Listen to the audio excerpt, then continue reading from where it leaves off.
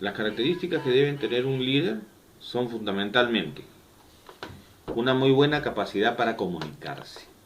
Sin comunicación el liderazgo no existe. Una buena capacidad para establecer metas y objetivos.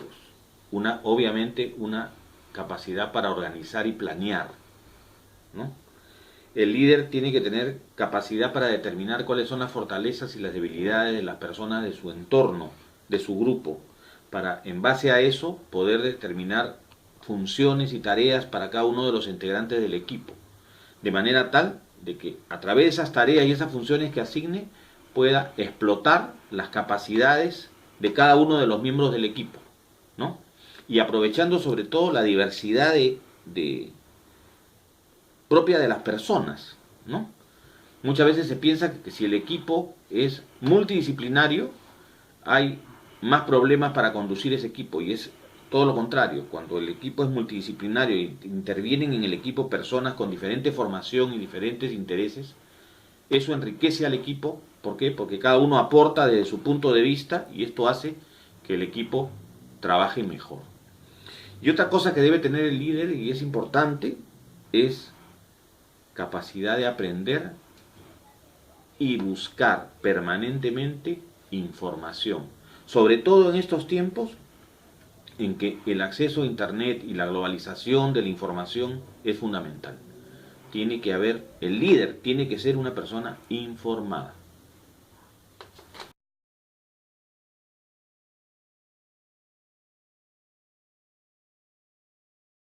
Las tareas más importantes de un líder considero yo que son las siguientes. Primero, comunicarse adecuadamente. Definitivamente el líder tiene que saber llegar a las personas y saber llegar a las personas con una actitud correcta. El líder tiene que ser carismático, el líder tiene que saber influir en la gente, ¿no? El líder tiene que poder anticiparse a las cosas, el líder tiene que poder aprender, el líder tiene que aprender y enseñar, ¿no? El líder tiene que escuchar, ¿no? Y obviamente el líder también tiene que, como se dijo en la pregunta anterior, tiene que, en estos tiempos sobre todo, tiene que estar informado. Líder que no está informado, en estos tiempos, no va a ejercer adecuadamente el liderazgo, ¿no? El líder tiene, por lo general, que conocer un poco más y saber un poco más de lo que saben los miembros del equipo. Eso va a hacer que la gente que pertenece al equipo lo admire, ¿no? Eso no es indispensable. Obviamente, cuando se trata de equipos multidisciplinarios, el líder no va a saber más que el ingeniero que está a cargo de la parte de ingeniería. Eso es absurdo. Pero el líder tiene que saber cómo engranar eso de manera de que este equipo camine, ¿no? Sin necesidad a veces de la presencia del mismo líder, ¿no? El equipo debe poder engranarse y caminar solo, ¿no? Y para eso se necesita que el líder ejerza esa influencia en las personas, que los convenza, que les diga, este es el objetivo y hacia ese objetivo debemos dirigirnos. Y que logre hacer que las personas, sin que él esté presente, hayan interiorizado esa idea y que lo hagan sin necesidad de una supervisión.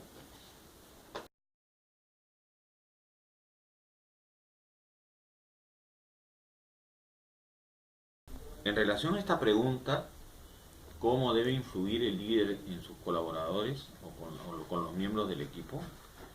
Yo te puedo decir lo siguiente. La mejor forma de influir que puede tener un líder con los miembros de su equipo es el ejemplo.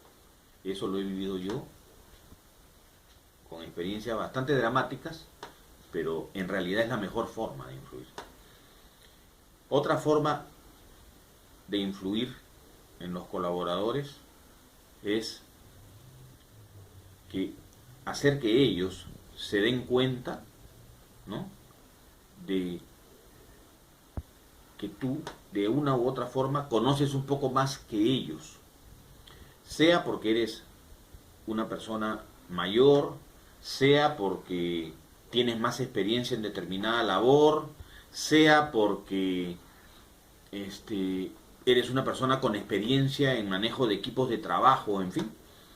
Pero si las personas integrantes del equipo sienten algún grado de admiración hacia ti, ayuda mucho en el tema de influir en las personas, ¿no?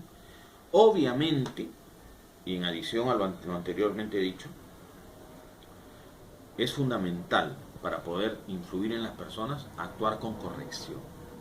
Es fundamental actuar con valores, ¿no? Para que un equipo trabaje eficientemente y eficazmente, el líder debe actuar con corrección, obviamente, pues, ¿no? El líder debe ser un orientador, el líder debe ser una persona que pueda trazar una ruta, ¿no?, a seguir, ¿no? El líder debe ser una persona que convoque, el líder debe ser una persona que escuche opiniones, ¿no es cierto? El líder debe ser una persona que promueva el respeto entre todos los integrantes del equipo. Y ojo, que esto no significa necesariamente que haya una relación de autoridad o necesariamente vaya a significar que estamos hablando de, podría pensarse de un cuartel o una cosa similar, no. Puede haber momentos de mucha distensión, puede haber momentos muy alegres, puede haber momentos incluso de algarabía. Y es más, yo como líder los promuevo. Debe haber momentos de distensión, debe haber momentos de alegría, debe haber un momento en que todos nos reímos. Eso es bueno, porque eso libera tensiones, distiende a las personas, ¿no? Crea nuevos vínculos.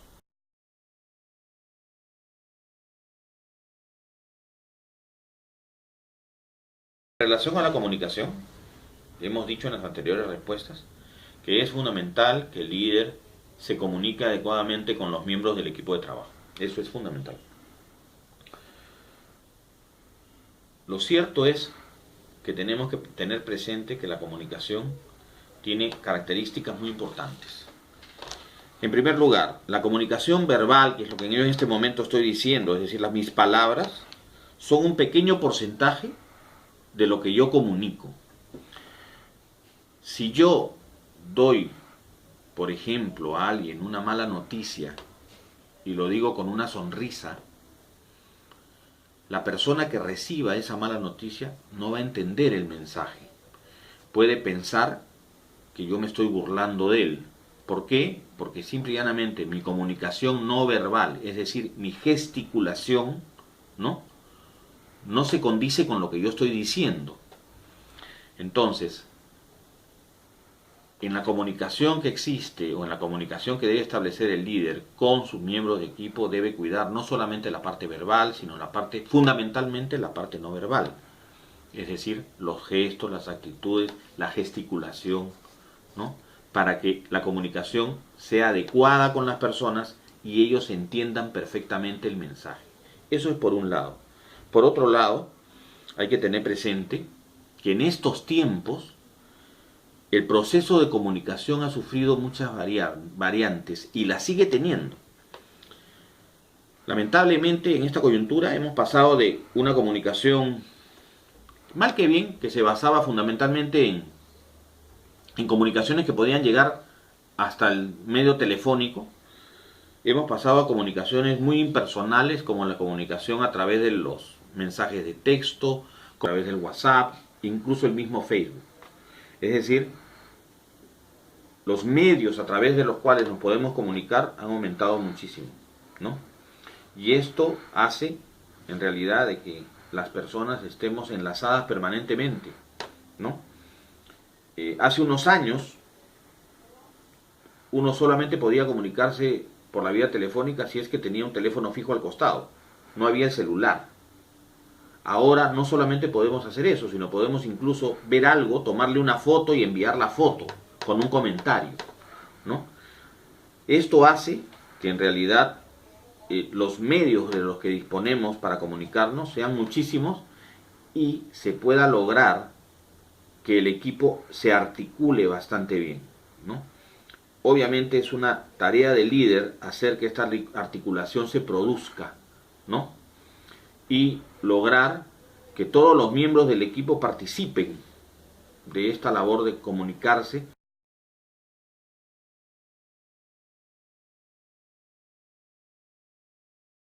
Existen diferentes tipos de liderazgo. En realidad, pretender enumerarlos todos no me voy a acordar. Pero si tú me dices cuál es el liderazgo que de alguna manera, eh, en mi experiencia, es la mejor forma de liderar, cuál tipo de liderazgo se lidera, entre comillas, mejor, yo te diría, eh, no hay una receta, ¿no? Sino que uno debe ir saltando de emplear un tipo de liderazgo u otro dependiendo de la situación. Por ejemplo, ¿no? Hay momentos en que uno debe ser necesariamente autocrático, es decir, hay momentos en que uno tiene que tomar decisiones y esas decisiones deben mantenerse. Y no debe permitir que el equipo tome otro camino que no sea el camino establecido, ¿no es cierto? Hay momentos en que el líder tiene que actuar no con ese perfil, sino ser una persona que delegue, ¿no es cierto? Que le dé responsabilidades a su equipo y el equipo lo deje trabajar y lo deje hacer. Sobre todo si los equipos son creativos, tienen funciones o tienen que crear cosas, tienen que idear cosas. Sobre todo en esos casos hay que tener ese perfil.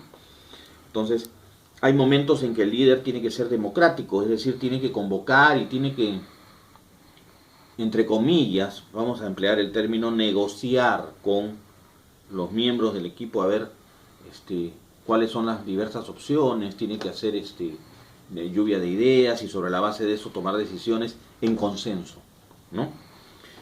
Hay momentos en que el líder tiene que emplear el liderazgo transaccional, es decir, negociar literalmente, ¿no es cierto?